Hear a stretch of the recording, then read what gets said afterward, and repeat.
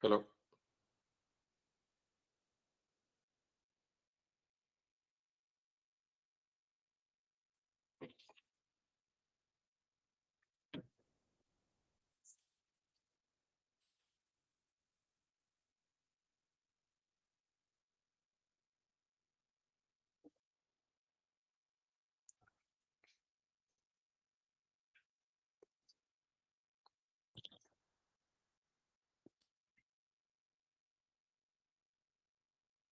Um, yes, hello. Sorry about that. I'm changing my setup a little bit, and it's still a little bit early. So good morning. Today is October 2025, and it's 7:55 a.m. U.S. Central Time, and I'm recording this video from my home located at the 26714 Valley Side, Katy, Texas 77494. This is just a quick update.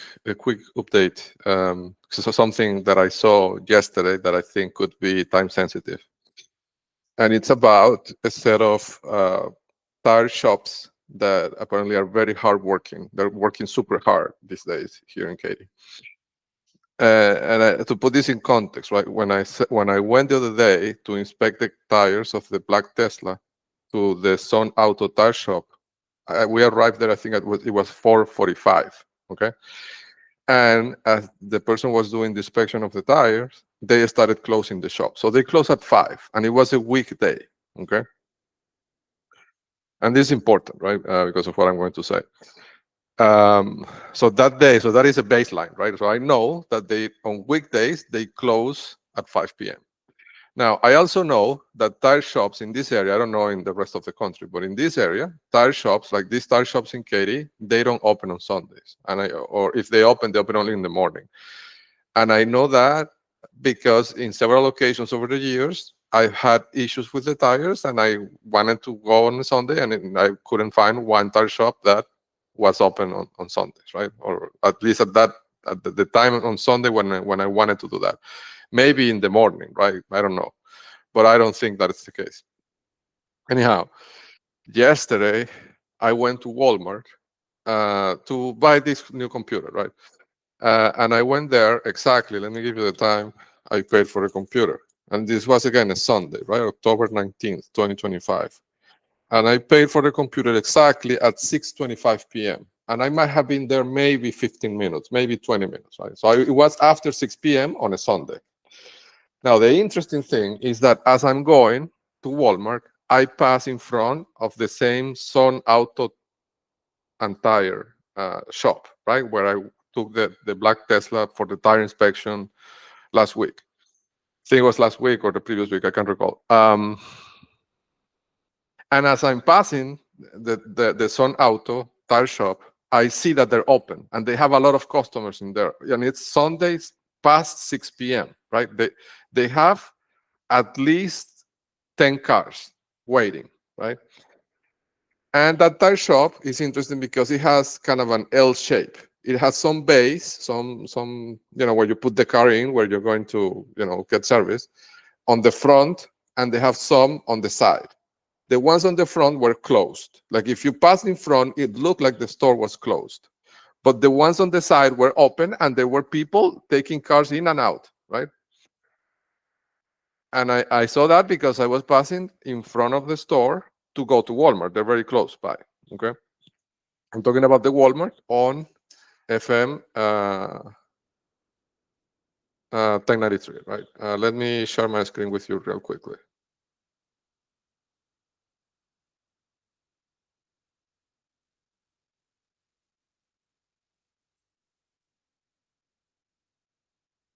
Okay.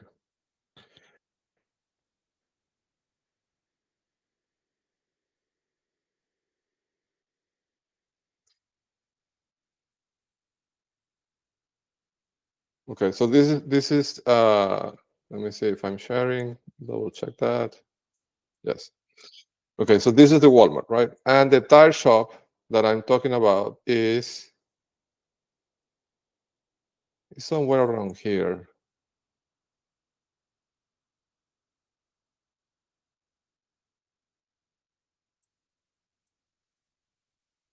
It might be this one. Yes. Sun Auto, Tire, and Service, right? And both locations are marked in the geo index. So I know they control these two locations, right? This tire shop and the Walmart, and there's been multiple incidents at the Walmart, including food tampering, right? But anyhow, I passed in front of the shop, and again, it was Sunday, 6:15 p.m., right? And they closed on a weekday on a 5 p.m. just a week ago, right? At 5 p.m. So I see that they have a lot of cars getting service, right? Yesterday after 6 p.m. being Sunday. And I thought to myself, well, how strange, like, and I felt tempted to go because I want to check the pressure on the tires. So that's why I was paying attention, because I was driving the Tesla, the red Tesla, and the tire pressure sensor was on, like, the tires need air. And I saw that the thing was open, and I was tempted to go in, right? But I didn't, right? I said, no, I'll do it later, like a good Venezuelan man. I procrastinated it. But then I go to Walmart to buy the computer, right? And I do my thing with I shop for the computer, and as I'm leaving, right? And the Walmart, remember, the Walmart is next door, basically, right? So I'm talking about this Walmart over here, right? Located at 26824 FM 1093, Richmond, Texas 77406. So I park my car more or less around here, right, the red Tesla. And as I leave, I take this road over here, and I go on the back. As I go on the back, I see that the tire shop is also open at Walmart. Again, and this was 6:45, basically, right, p.m. on a Sunday. The tire shop is open, and it's not only open, it's buzzing. Like, it's full of people waiting to get service for the tires. Like this, I don't know, right? Maybe it's possible, right, that there's something going on in the market of tires in Katy that justifies this unusual working schedule for the tire shops. But like, remember, like, it's mentioned in the book that there's a strong suspicion that they put sensors in the tires, specifically in the valve of the tires, right? And this is mentioned in the books. And because of the escalation of things to the federal arena, maybe what they're doing is that they're removing the sensors, right? At least for the top tier, because like, as everything they do, it's a tier system, right? I don't think they're going to remove all the sensors in Katy, but maybe the sensor of the top people, right? Or the sensor of the sensitive agents, their wives, right? I saw a lot of women in this set of people changing tires or servicing tires yesterday. There were more women. There seemed to be more women than men. But it's just an anecdotal observation, right? I don't have a way to measure it, because I wasn't driving the Colt Mobile. I was driving the Tesla, and that car doesn't have the setup configured. So it's just a visual observation or manual observation at this point. But it could be that they're changing they're removing the sensors, right, for some of the cars, which it's kind of, they're breaking because one of their doctrines, right, is that whatever I do, they try to not react, right? Because if they react, they're giving me feedback that what I'm doing is working, right? So that's why if I say something about Michael Pretty will come out of his house and pass in front of me in the next hour, right? Like, as if he doesn't know that I know he's listening to everything I say in this house, right? But it's a form of gaslighting, right? Psychological manipulation. And they stick to that, right? Like, it doesn't matter what I do, how hard I hit them, they try to not react. But this time they're reacting, right?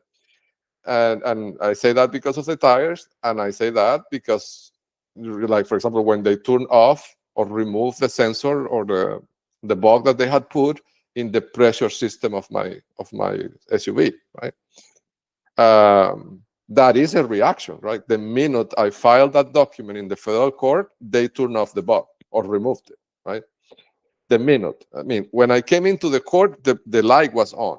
The tire pressure alert on the dashboard was on. And it took me 5 minutes to file the document. When I came out, the light was off, right? It was an immediate reaction. So they're breaking their doctrine of not letting me see that it hurts, right? Now so what that tells me is that the federal arena is something that they can control, right? They don't have control on that. They may have some level of control, of course, right? They may have some people, right? Like, for example, the security guard inspecting my keys, right? Or they may have, I don't know, a person that may be able to delay a process, right? To delay something. But I don't think they have the same level of control that they have in the state court, right? It's obvious, right? Because otherwise they wouldn't be panicking in the way they are. So I wanted to make this comment early, because this is obviously time sensitive. Because if it wasn't time sensitive, they would have waited until Monday to do it. They wouldn't have done this on a Sunday at 6 p.m., right? They're doing it that way because they have to change so many valves in so many tires. Imagine, right? Say that they have, I think the number, like the latest estimation I have, is something like 12,000 vehicles, right, in Katy. Just in this zip code, right, in 77494. And it's 4 tires per vehicle, right? So they have to change. If they want to replace them all, they have to change 40,000 valves, right? Or 48,000 valves. And there's not many tire shops in Katy, right? There's just a few. So they have to work overtime, right? That's the problem. And that makes it visible, right? And this is visible from everywhere, like people passing in front of those tire shops, and also from the sky, right? Like from satellites. Like you can see that the movement of cars is abnormal, right? So anyhow, I think it's a futile enterprise, right? Now I have a couple of other small things, and I'm going to take the opportunity. Yeah, so there is a let me stop this. So I publish the books on Amazon, right? On KDP, Kindle self-publishing thing, and it has been working great for the last 3 months or 4 months. But I'm trying to make an update, because I've been working hard for the last week writing all these things that have been happening, in the courts and in the federal. And I had my my new chapters ready to go, right? And I tried to make the changes in KDP, uploading the new versions of the book, and it fails, right? There's a step when you update a printed book, like a physical book. You have to click preview. There is a button that says preview. You have to click on that, and then you have to approve the changes, right? For the printed book only. For the digital book, this is not necessary. So I updated the digital books successfully this morning, no problem. But when I try to do the printed books, every time I click on the print preview to be able to approve it, because it's a required step. If you don't do the preview and don't approve it, you cannot publish it, right? You cannot publish the new version of the book. It hangs in there forever. It doesn't let me go to the last step, right? And it's specifically the print preview. I'm guessing it's something they're doing, right? They have somebody in Amazon that has the ability to, my code change. I don't think it's a manual action. I think they did something so that these particular books don't go through, right? Either they decrease something that would be justifiable. I don't think it's going to be an action that, it's not going to be an if Rinaldo, then kill the book. No. But they saw something in the books, a characteristic that these books have in common, the 2 volumes, and they put some condition in their logic on their side that to make this process fail in a way that looks like a bug, right? But it's too coincidental that, when the thing is escalated to the federal arena, and Morgan Heimler is discovered to have committed fraud against not 1 but 2 courts, to create the illusion that I'm, to discredit me, to justify a defamation lawsuit by Phil Denning and Robert Mueller. That's the objective, right? That's the end goal. That's their end game with the temporary orders. That's why the temporary orders were temporary, right? So I could not appeal them, and this would get into the record, right? Into the legal record that I'm a crazy person. And then Phil Denning and Robert Mueller would come out and sue me, right? For damages, because my craziness caused damages to the reputation. So yes, so there's something going on with the Amazon KDP, and it should be easy to find out who's the person that is that introduced that quote unquote bug. Okay. And the last thing I'm going to say in this short session is that I kind of already said it, but I'm going to be more explicit about it. The pipeline, the legal vaccine pipeline, flagged a couple of conversations, actually 3 different conversations that happened, 2 of them in the courthouse, outside of the courtroom, but in the courthouse with my former partner, and another one inside of the Black Tesla. So 3 conversations in which she mentions that I'm going to be sued by defamation. Right? I haven't been sued by defamation, but she mentions that with certainty. Right? And so, looking at the debug output, it seems like the pipeline thinks that the real lawsuit, the real end game, legally speaking, is a defamation lawsuit by multiple individuals in this group of people, right? The attorneys, Phil Denning, the other attorneys, right? Phil Denning, Robert Mueller, and Daniel King Everett, right? And that's why they need the temporary order signed. And that's the reason why, when I filed the second motion to recuse on the 16th, Morgan Heibner almost started crying, right? Because the entire plan falls out if they don't have the, because if they don't have, and this I'm reading from the pipeline, right? If they don't have the signed temporary order saying that I'm crazy, or implying, right? They have to give that judge something to work with, right? Otherwise, if they sue me, then we have to talk about the merits of my claims, right? But if they give the judge something in writing that could reasonably be, lead that judge to believe that I might be crazy, it might justify a ruling without much scrutiny, right? So that's the reason. They can sue me for defamation either way, but then we'll have to talk about the merits of the claim, which is what they don't want to, they can't do it because they are doing this, right? So that's what the pipeline thinks that is the end goal of all this, right? Which makes it worse because it means that the fraud against the 2 courts that Morgan Heibner did was designed by them, right? She did it on their orders, right? She is just an employee working for them, committing the fraud, but the real fraud, they are the ones who committed the fraud, really, right? Because they are the ones that would benefit from this by being able to accomplish their goal in the other process. So I think this strengthens the question I asked yesterday, right? Which I haven't received the answer yet, but I'm hoping that I can get something soon. Well, I'm gonna end this session for now, and I have a bunch of other things, but these were like the more time-sensitive ones. Okay, thank you so much for your time, and I'll see you on the next one.